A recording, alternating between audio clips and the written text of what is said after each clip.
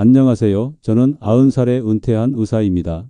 오랜만에 평생 환자들을 돌보면서 쌓은 지식과 경험을 오늘 여러분께 아주 중요한 이야기로 들려드리겠습니다.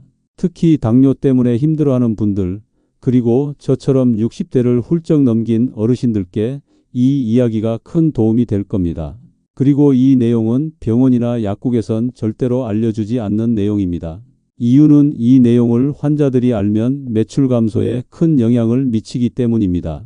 왜 그럼 이제서야 제가 말씀을 드릴까요? 저 또한 엄청 고민이 많았지만 갑작스레 저게 사랑하는 저희 어머니가 생각났습니다. 제 홀어머니께서 당뇨로 고생하시던 모습은 제가 의사가 되는데 큰 영향을 주었습니다. 이 내용을 말하지 않으면 안 될 것 같다는 생각이 들었습니다. 어머니는 매일 점심 식사 후 혈당 때문에 스트레스가 이만저만이 아니셨죠. 식사 후에 혈당을 재고는 한숨을 쉬시던 모습이 아직도 눈에 선합니다. 그때마다 저는 생각했습니다. 어떻게 하면 어머니의 식사 후가 조금 더 가벼워질 수 있을까? 그 답을 찾아가는 여정에서 저는 여러분이 반드시 알아야 할 점심 식사의 비밀과 혈당 관리법을 발견했습니다. 이야기를 시작하기 전에 여러분께 한 가지 부탁드릴 게 있습니다. 지금 이 영상을 어디서 보고 계신지, 그리고 점심 식사로 주로 어떤 음식을 드시는지 댓글로 남겨주세요. 대부분 당뇨 환자들이 자신이 먹는 게 당뇨에 위험한지 정말 모르시는 분들이 많아서 제가 알려드리고 싶습니다. 그리고 혈당이나 당뇨와 관련해서 지금 가장 고민되는 부분이 있으시다면 그것도 함께 댓글로 남겨주시면 감사하겠습니다.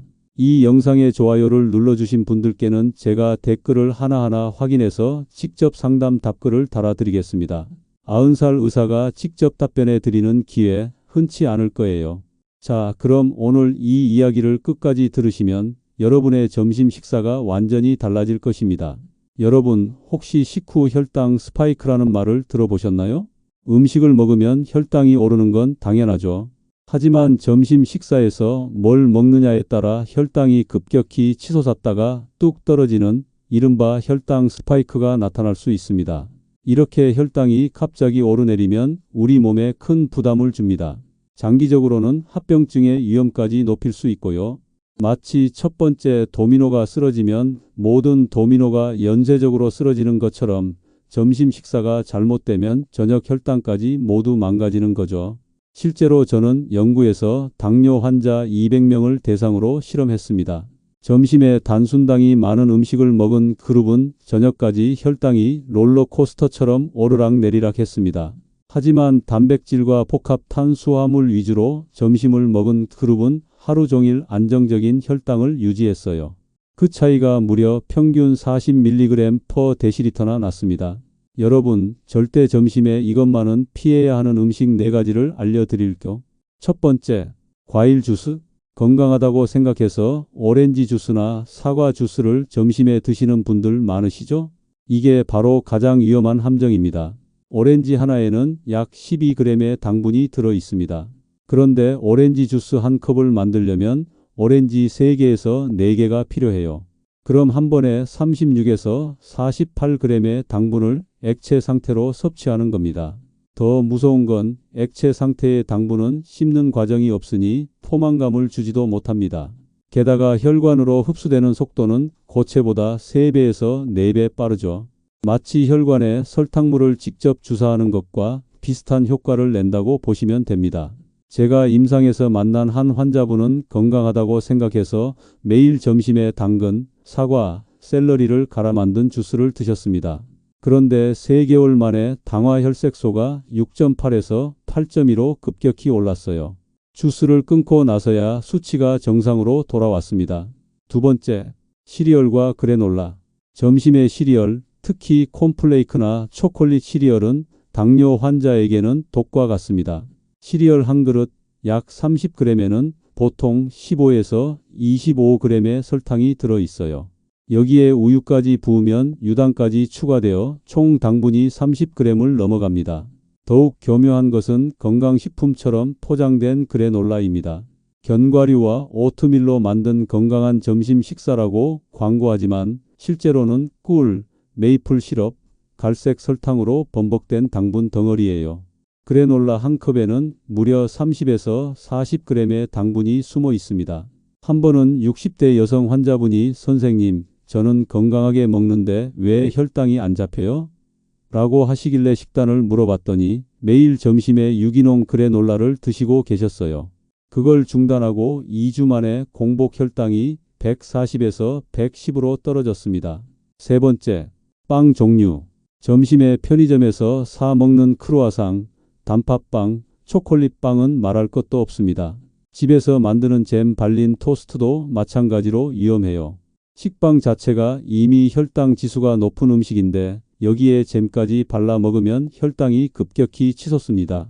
특히 식사 후에 이런 음식을 먹으면 30분 내에 혈당이 200mg/dl를 넘어가는 경우가 흔합니다. 정상인도 150 이상 올라가고요.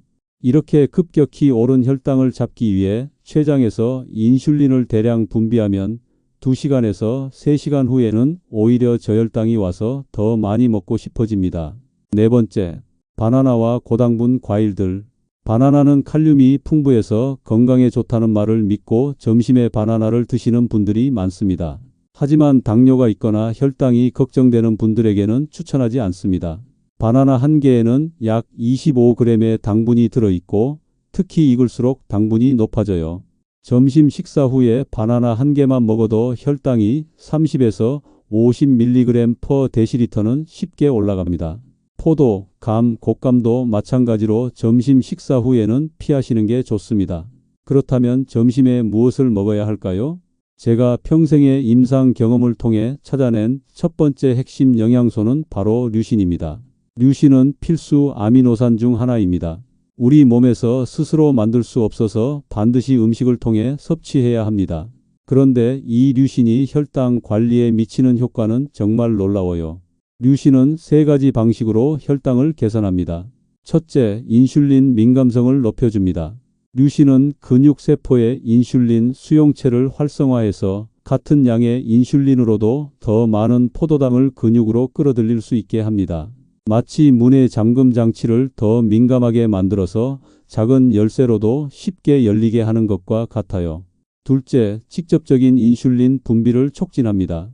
류신은 췌장의 베타세포를 직접 자극해서 인슐린 분비를 돕습니다. 단순히 인슐린을 많이 나오게 하는 게 아니라 혈당 상승에 맞춰 적절한 양의 인슐린이 나오도록 조절하는 거죠. 셋째, 근육 단백질 합성을 촉진합니다. 류신은 엠토르라는 단백질 합성 경로를 활성화해서 근육량을 늘립니다. 근육이 많을수록 혈당을 저장할 수 있는 공간이 넓어지고 기초 대사율도 높아져서 혈당 관리에 유리해집니다. 실제 서울 삼성병원 같은 한국의 대표적인 병원에서도 당뇨를 예방하거나 악화되는 것을 막는 방법으로 체중 7% 감량을 매우 중요하게 꼽습니다. 그런데 이건 절반만 맞는 이야기입니다. 왜 절반만 맞느냐고요? 7% 체중을 줄여서 효과를 보는 당뇨 환자도 분명 있지만 한국인은 거의 절반 가까이가 체중을 줄이면 안 되는 말은 당뇨이기 때문입니다. 지금 이 영상을 보시는 분들 상당수가 이 말에 공감하실 겁니다. 마른 당뇨 환자는 뺄 살이 없어요. 체질량 지수가 23 이하인데도 당뇨가 있는 분들이 정말 많습니다. 이런 분들은 오히려 근육량을 늘려야 합니다. 제가 진료실에서 만난 한 50대 남성 환자분은 키 175cm의 몸무게 63kg으로 겉보기에는 말랐는데 당화혈색소가 7.8이었어요. 살을 빼라고 하면 말이 안 되잖아요. 이분께 점심마다 두부 밥 모를 드시라고 했더니 3개월 만에 당화혈색소가 6.2로 떨어졌습니다. 체중은 오히려 2kg 늘었는데 혈당은 좋아진 거예요. 추가로 류신을 언제 먹느냐도 중요합니다.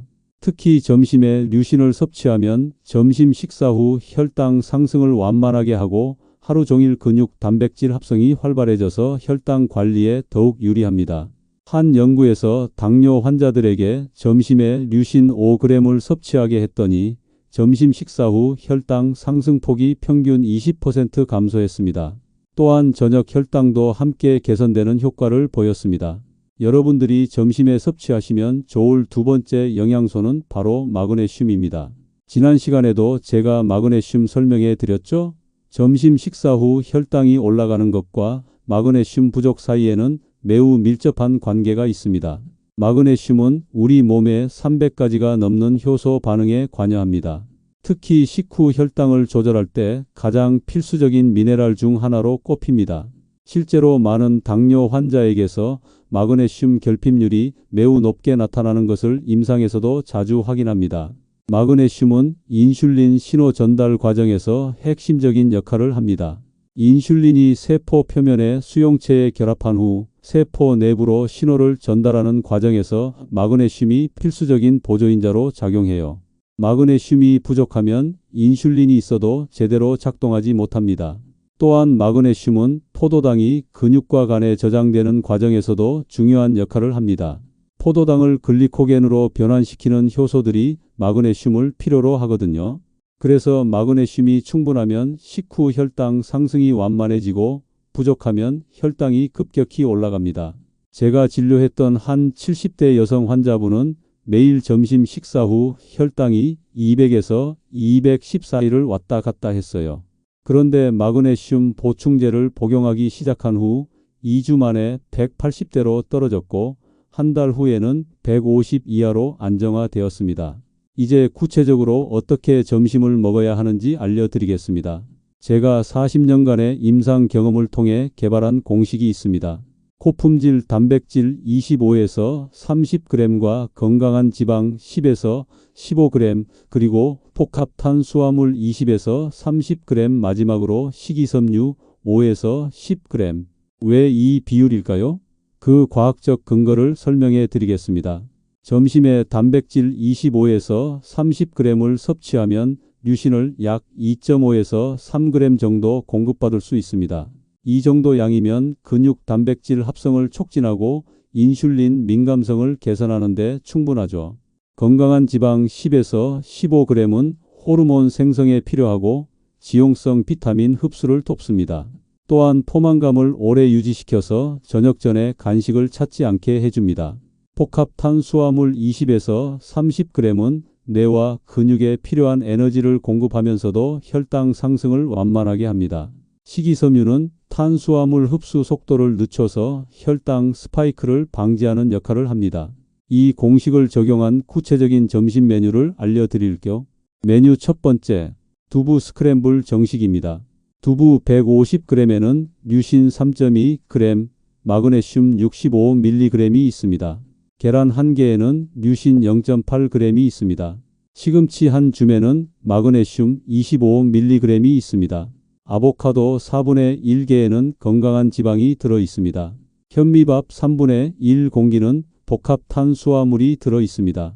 이 메뉴로 류신 4g, 마그네슘 90mg을 확보할 수 있습니다. 혈당 상승도 완만하고 포만감도 오래갑니다. 메뉴 두 번째는 그리스 요거트 파워볼입니다. 무가당 그리스 요거트 150g에는 류신 2.1g이 들어 있습니다. 아몬드 20개에는 류신 1.2g, 마그네슘 75mg이 있습니다. 호두 5개에는 마그네슘 15mg이 있습니다. 블루베리 50g에는 항산화제가 들어 있습니다. 치아시드 한 큰술에는 식이섬유, 마그네슘 30mg이 있습니다. 이 조합으로 류신 3.3g, 마그네슘 120mg을 얻을 수 있습니다. 시간대별 섭취 전략도 알려드리겠습니다. 점심 식사 시간도 중요합니다. 식사 시간을 규칙적으로 지키는 것이 좋습니다. 너무 늦게 먹거나 거르는 것은 혈당 관리에 좋지 않습니다. 또한 점심 식사를 거르는 것은 절대 금물입니다. 한 연구에서 당뇨 환자가 점심을 거르면 저녁 식후 혈당이 평균 30에서 40mg/dL 더 높게 올라간다는 결과가 나왔습니다. 외식할 때 현명한 선택법, 직장인이나 외식을 자주 하시는 분들을 위해 점심 외식 시 어떻게 해야 하는지도 알려드릴게요. 편의점에서 가능한 조합입니다. 삶은 계란 2개, 두유, 견과류를 드시거나 그리스 요거트, 견과류, 치즈 조합 또는 닭가슴살 샐러드와 아몬드를 드시면 됩니다. 카페에서 주문할 때 아메리카노와 단백질 박스 계란, 치즈, 견과류를 드시면 됩니다. 또는 무가당 라떼와 견과류, 머핀, 설탕 적은 것을 드시면 됩니다. 절대 피해야 할 편의점 점심도 있습니다. 삼각김밥과 바나나 우유입니다. 단팥빵과 초콜릿 우유입니다. 샌드위치와 과일 주스입니다. 추가로 음식만으로 충분한 류신과 마그네슘을 섭취하기 어려운 분들을 위해 보충제 정보도 드릴게요. 류신 보충제 선택법.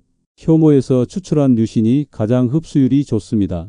하루 3에서 5g 정도 섭취하시면 되고 점심 식전이나 식사와 함께 드시면 됩니다. 조금 더 여유가 있는 분들은 누에고치 실크 펩타이드를 추천합니다. 실크 펩타이드는 류신 함량이 높을 뿐만 아니라 간 기능 개선에도 도움이 되어 혈당 관리에 더욱 효과적입니다. 마그네슘 보충제의 종류별 특성. 마그네슘도 종류가 여러 가지예요. 마그네슘 글리시네이트는 흡수율이 가장 좋고 위장 자극이 적습니다. 마그네슘 시트레이트는 가격이 저렴한 편이고 마그네슘 옥사이드는 변비가 있는 분들에게 좋습니다. 하루 200에서 400mg 정도 섭취하시면 되는데 한 번에 많이 먹으면 설사할 수 있으니 점심, 저녁으로 나누어 드시는 것이 좋습니다. 연령대별 맞춤 전략도 알려드릴 거. 40대에서 50대 근육량 유지가 핵심입니다. 이 연령대부터 근육량이 급격히 감소하기 시작합니다. 단백질 섭취량을 체중 1kg당 1.2에서 1.5g으로 늘리고 특히 점심에 25에서 30g의 고품질 단백질을 확보하세요. 60대 이상 소화력 고려한 부드러운 식사가 중요합니다. 나이가 들수록 소화력이 떨어집니다. 두부, 계란, 생선 위주로 부드러운 단백질을 섭취하고 견과류는 잘게 부수거나 갈아서 드세요. 당뇨 합병증 예방을 위한 특별 관리도 중요합니다. 점심 식사가 잘못되면 당뇨 합병증 위험도 높아집니다. 특히 눈, 신장, 신경에 미치는 영향이 크므로 더욱 주의해야 합니다. 혈당이 높은 상태가 지속되면 혈관 내피세포가 손상되어 미세혈관 합병증이 생깁니다. 점심 식사 후 혈당 스파이크가 반복되면 하루 종일 혈관이 스트레스를 받게 되어 합병증 진행이 빨라져요. 반대로 점심 식사를 제대로 하면 혈관 건강도 개선됩니다. 류신과 마그네슘은 혈관 내피 기능을 개선하고 염증을 줄여서 합병증 예방에도 도움이 됩니다. 얼마 전에 제가 피검사를 했는데요. 당화혈색소가 5.7이 나왔습니다. 5.7이면 아직 당뇨 위험군, 즉 당뇨 전 단계에 해당되는데요. 사실 제가 이 나이에도 관리를 꽤 철저하게 하는 편인데도 아직은 완벽한 정상으로 돌아가진 못하고 있습니다. 하지만 제 평생의 경험과 지식을 바탕으로 확신합니다.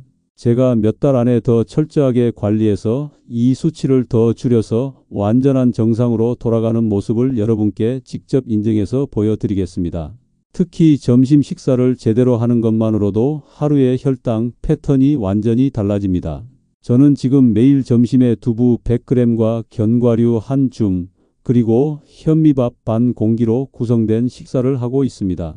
3개월 후 검사에서 얼마나 개선되는지 여러분께 보고 드리겠습니다. 제가 이 영상을 통해 알려드린 방법 그대로 따라하시면 여러분들도 충분히 가능합니다. 점심이 달라지면 하루가 달라지고 하루가 달라지면 인생이 달라집니다.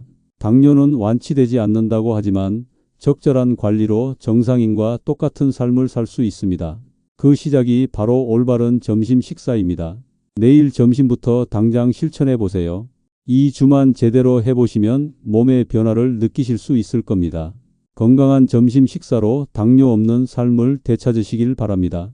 이번 영상이 도움이 되었다면 구독과 좋아요 부탁드립니다.